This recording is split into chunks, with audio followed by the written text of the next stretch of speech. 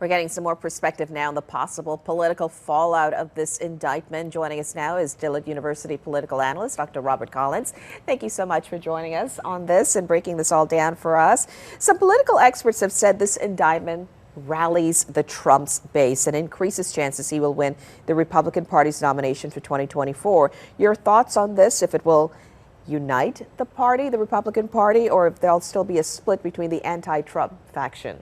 Well, all the polling has shown that ever since we've heard about the indictment, his poll numbers have actually been going up. And the polling also shows that the majority of his base, the majority of the hardcore Republicans, believe that this is in fact a witch hunt, and so they don't really accept the validity of the charges. Now, as far as the anti-Trump faction of the party, it's important to keep in mind that's a very, very small faction of the party. That's a tiny faction. And so that's why even the Republican candidates who are planning to run against Trump in the primary, they have been very careful not to attack him on the indictment, and specifically they have actually said that they feel that the indictment is a witch hunt also, because they don't want to upset the hardcore Trump supporters. So, you know, everything that we've seen so far is that it's helping him politically. I can tell you, because it's my job to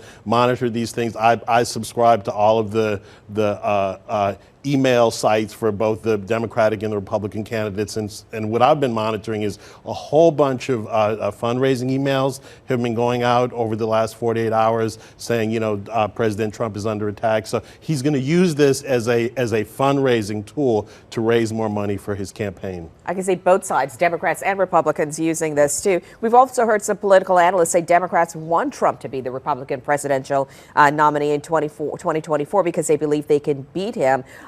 Does this help, this indictment, the Democrats? Well, here's the interesting thing. So it helps Trump to with his base, so it will probably help him to win the primary, but it hurts him in the general election because, of course, general elections are decided by the independent voters. So if we look at the polling, he actually is losing ground with independent voters. Now, it's important to keep in mind, independent voters are a tiny sliver of the electorate. It's less than 10%.